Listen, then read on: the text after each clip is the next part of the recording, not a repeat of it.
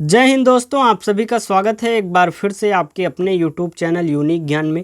आज हम BA 6 semester को कैरिकुलर जिसका सिलेबस है communication skills and personality development, इसके मोस्ट इम्पॉर्टेंट क्वेश्चन को देखेंगे। यह VBSP वीर बहादुर सिंह पूर्वांचल यूनिवर्सिटी का है, जिसका भी पेपर हो चुका है। जिस बच्चे ने भी भेजा है आप सभी अपना आंसर की चेक कर सकते हैं। साथ ही साथ आपको जिसका नहीं हुआ है एग्ज़ाम वह देखें, उनके लिए मोस्ट इम्पॉर्टेंट हो जाएगा, क्योंकि किसी भी यूनिवर्सिटी का पेपर हो लगभग उसमें से क्वेश्चन रिलेटेड जो रहते हैं उसमें मोस्ट इम्पॉर्टेंट जो पूछे जाते हैं उन्हीं से पता लग जाता है। आपको यह पता चल जाएगा कि कौन से टॉपिक्स मोस्ट इम्पॉर्टेंट है, किस प्रकार के क्वेश्चंस ज़्यादा हमसे पूछे जा रहे हैं। तो चलिए देखते हैं कौन कौन से क्वेश्चन हमारे इस पेपर में आए हुए हैं। अगर आप इस चैनल पर नए हैं तो चैनल को सब्सक्राइब कर लीजिए। साथ ही साथ टेलीग्राम चैनल को भी आप ज्वाइन कीजिए, वहाँ पर सभी क्लासेस के नोट्स आपको प्रोवाइड कराए जाते हैं। चलिए देखते हैं हमारा फर्स्ट क्वेश्चन क्या है। पहला प्रश्न हमारा है, किसी बच्चे के व्यक्तित्व को मापने की सबसे व्यक्तिपरक विधि कौन सी है। सबसे व्यक्तिपरक विधि हो जाती है प्रश्नावली विधि। दूसरा प्रश्न है हमारा, MMPI एक परीक्षण है जिसका उपयोग निम्नलिखित में से किसे मापने के लिए किया जाता है। तो व्यक्तित्व मापने के लिए इसका प्रयोग किया जाता है। तीसरा प्रश्न देखेंगे हम, निम्नलिखित में से कौन सा मनोविश्लेषक अपनी पहचान के सिद्धांत के लिए प्रसिद्ध है। तो वह एरिक एरिक्सन ने ऐसा कहा था, उनका सिद्धांत इनसे एक प्रकार से पहचाना जाता है।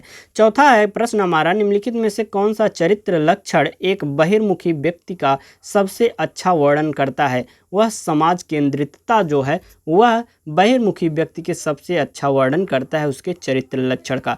पांचवा प्रश्न हमारा है, व्यक्ति का वह चर जिसके माध्यम से लोग आमतौर पर अपने बारे में महसूस करते हैं वह क्या होता है। आत्मसम्मान होता है। छठा प्रश्न है, व्यक्तित्व के संदर्भ में कौन सा कथन गलत है। व्यक्तित्व अद्वितीय और विशिष्ट है, यह भी सही है। व्यक्तित्व आनुवांशिकता और वातावरण का संयुक्त उत्पाद है, यह भी सही है। और तीसरा हमारा, व्यक्तित्व व्यक्ति के अवचेतन और अचेतन व्यवहार पर फैलता है, यह भी सही है। लेकिन यह हमारा गलत हो जाएगा, व्यक्तित्व केवल व्यक्ति के दिखावे तक ही सीमित होता है। अगला प्रश्न हम देखेंगे, सातवां प्रश्न हमारा है। सातवां प्रश्न क्या है, निम्नलिखित में से कौन सा कारक बच्चे के व्यक्तित्व विकास को प्रभावित करता है। वंशानुगत, भौतिक वातावरण, सामाजिक वातावरण, ये सभी जो है बच्चे के व्यक्तित्व विकास को प्रभावित करते हैं। आठवां प्रश्न क्या है, यह मन की एक अवस्था है जो सीखने वाले की पसंद और नापसंद को दर्शाती है। तो व्यक्ति के मन का जो रवैया होता है वह सीखने वाले के पसंद और नापसंद को दर्शाता है। नौवां प्रश्न है हमारा, RB कैटेल द्वारा प्रारंभिक स्कूल व्यक्तित्व प्रश्नावली में कितने कारकों को मापा जाता है। तो 16 कारकों को मापा जाता है। 10वां प्रश्न है हमारा, मापने के लिए प्रक्षेपी तकनीकों का उपयोग किया जाता है। व्यक्तित्व मापने के लिए प्रक्षेपी तकनीकों का उपयोग किया जाता है। अगला प्रश्न है 11वां प्रश्न। आपको जल्दी जल्दी बस प्रश्नों के उत्तर बता दिए जा रहे हैं, क्योंकि हमें पता है आप यह वीडियो एग्ज़ाम होने के एक दिन पहले ही देखते हैं, जिससे आपका जल्दी जल्दी रिवीजन हो सके और मोस्ट इम्पॉर्टेंट क्वेश्चंस के बारे में आपको पता चल सके। आपके इस रिलेटेड कई यूनिवर्सिटी के एग्जाम पेपर सॉल्व कराए गए हैं, तो चैनल पर विजिट कीजिए, आपको प्लेलिस्ट मिल जाएगी, वहाँ से आप देख सकते हैं। जिससे अगर आपको यह 4-5 पेपर जो सॉल्व कराए जा रहे हैं 4-5 यूनिवर्सिटी के सभी के देख लेते हैं, तो आपको लगभग सभी क्वेश्चन आपके क्लियर हो जाएंगे और आपका सीधे सीधे यहाँ से प्रश्न आपके भी पेपर में देखने को मिलेगा। 11वां प्रश्न है, कॉर्पोरेट सेटिंग में पहनने के लिए सबसे पसंदीदा पोशाक कौन सी है। व्यावसायिक औपचारिकताएं जो हैं वह कॉर्पोरेट सेटिंग के लिए सबसे उपयोगी मानी जाती है। 12वां प्रश्न है, इंटरव्यू में सबका ध्यान खींचने के लिए किसे प्राथमिकता देनी चाहिए। औपचारिक फिट इन को जो है वह सबसे ज़्यादा एक प्रकार से उसे देखना चाहिए। 13वां प्रश्न है, दूसरे हमारे बारे में जो धारणाएँ बनाते हैं उनमें से अधिकांश कब बनती हैं। पहले 20-30 सेकंड में। जैसे हम किसी से मिलते हैं तो पहला जो 20-30 सेकंड होता है वह हमें देखकर हमारे बारे में अपनी धारणाएं बनाते हैं। 14वां प्रश्न है, कवर निम्नलिखित में से संबंधित है। कवर किससे संबंधित है, आपके संवारने की आदत जो है उससे संबंधित है। 15वां प्रश्न है, साक्षात्कार के लिए नया सूट या ड्रेस लेते समय क्या नहीं करना चाहिए। हमें बहुत ज़्यादा ट्रेंडी नहीं होना चाहिए। अगला प्रश्न है 16वां प्रश्न, व्यक्तित्व के 5 कारक मॉडल में शामिल है। 5 कारक मॉडल में क्या शामिल है, सहमतता जो है वह शामिल है एक। 17वां प्रश्न है, साफ सफाई, शारीरिक व्यायाम, आराम और नींद इसका हिस्सा है। व्यक्ति व्यक्तिगत स्वच्छता का ये सभी हिस्सा है। 18वां प्रश्न है, निम्नलिखित में से कौन व्यक्तित्व माप की प्रक्षेपी तकनीक है? विषयगत धारणा परीक्षण जो है वह व्यक्तित्व माप की प्रक्षेपी तकनीक है।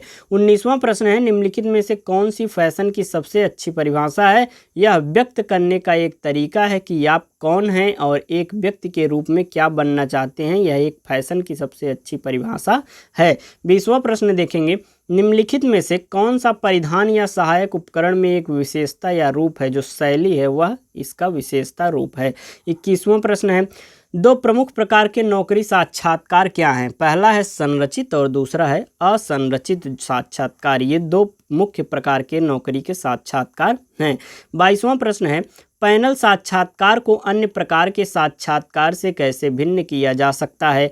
कई साक्षात्कारकर्ता उम्मीदवार का समय समय पर मूल्यांकन करते हैं। 23वां प्रश्न है, एक संरचित साक्षात्कार में साक्षात्कारकर्ता एक पूर्व निर्धारित सेट के प्रश्नों का पालन करते हैं। जैसे कि जो संरचित रहते हैं उसमें प्रश्नों का एक प्रकार से पहले से ही क्या पूछा जाना है उसको निर्धारण कर लेते हैं, उसी के अनुसार पूछते हैं। 24वां प्रश्न है, साक्षात्कार प्रक्रिया में सबसे पहला कदम क्या है? रिज्यूम और आवेदन पत्रों की समीक्षा करना जो है वह पहला कदम है। 25वां प्रश्न देखेंगे, किसी नौकरी साक्षात्कार के लिए तैयारी करने में एक महत्वपूर्ण कदम क्या है? कंपनी और पद के बारे में व्यापक अनुसंधान जो है वह पहला कदम है। 26वां प्रश्न है, निम्नलिखित में से कौन सा साक्षात्कार प्रश्नों के अभ्यास हेतु अनुशंसित रणनीति है? प्रतिक्रियाएं रिकॉर्ड करना और सुधार के लिए उन्हें समीक्षा करना यह अनुशंसित रणनीति मानी जाती है। 27वां प्रश्न है, रिज्यूमे का मुख्य उद्देश्य क्या है? संभावित नियोक्ताओं और प्रासंगिक कौशल, योग्यता और अनुभव प्रदर्शित करना। अगला प्रश्न है 28वां प्रश्न, रिज्यूमे में कौशल खंड का उद्देश्य क्या है? पद से संबंधित तकनीकी और सॉफ्ट कौशलों को महत्वपूर्ण बनाने के लिए रिज्यूमे में कौशल खंड हम रखते हैं, उसका उद्देश्य ही यही होता है। 29वां प्रश्न है, रिज्यूमे की आदर्श लंबाई क्या होनी चाहिए? 1 से 2 पृष्ठ उसकी लंबाई होनी चाहिए।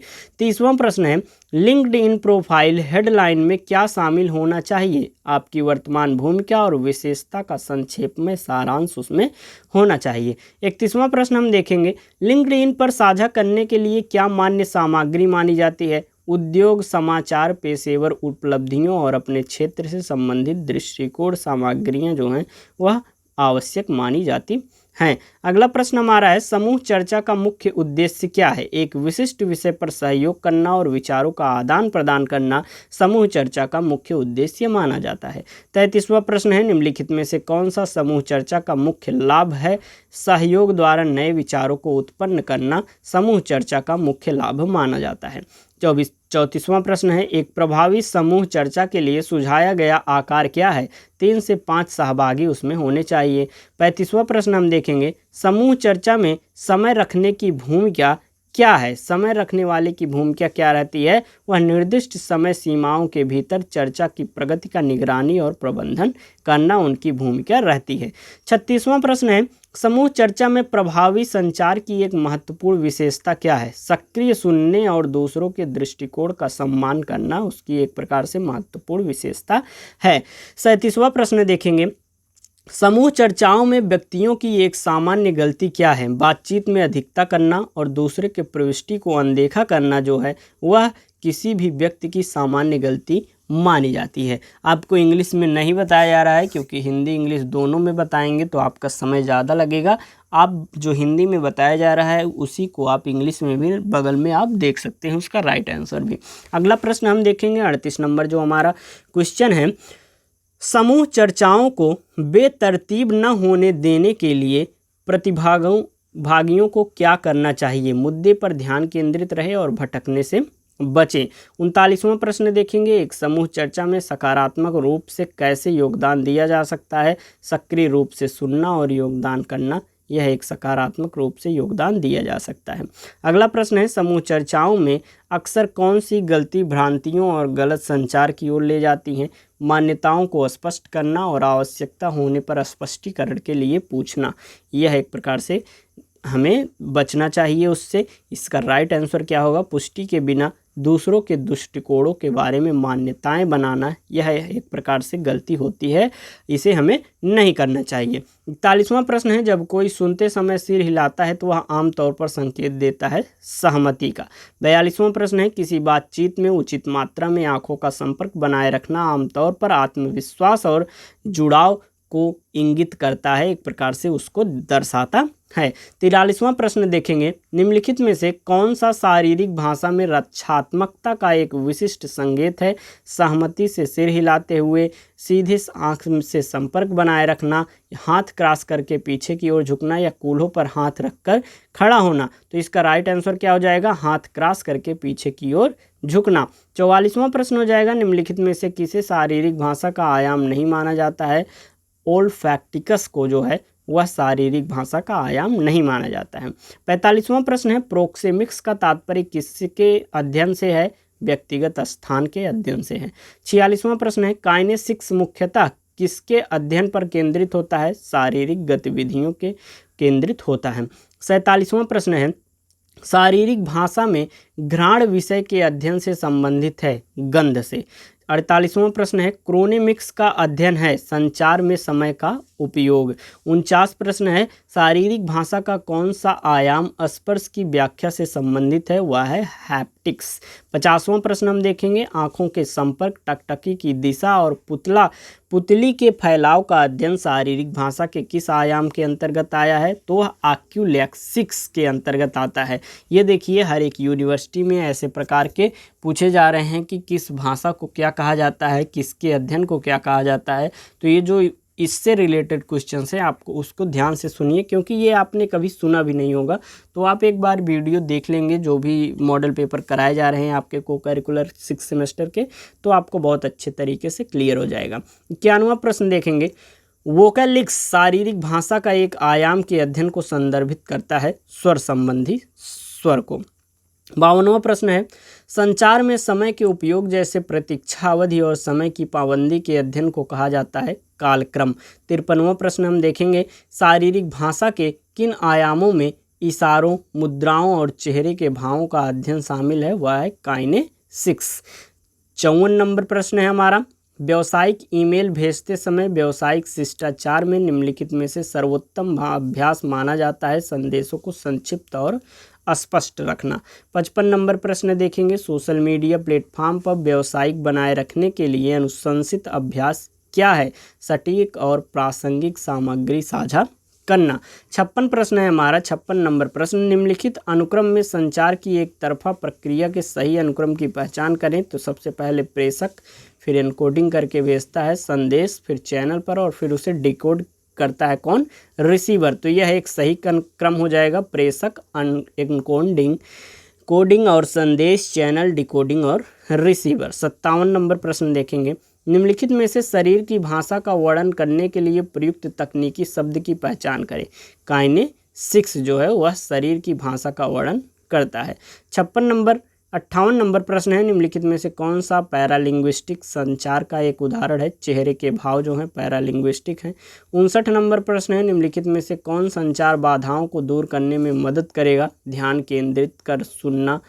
60 नंबर प्रश्न है, संचार प्रक्रिया में शरीर की भाषा किसके साथ जुड़ी होती है? एक संस्कृति की साथ जुड़ी होती है।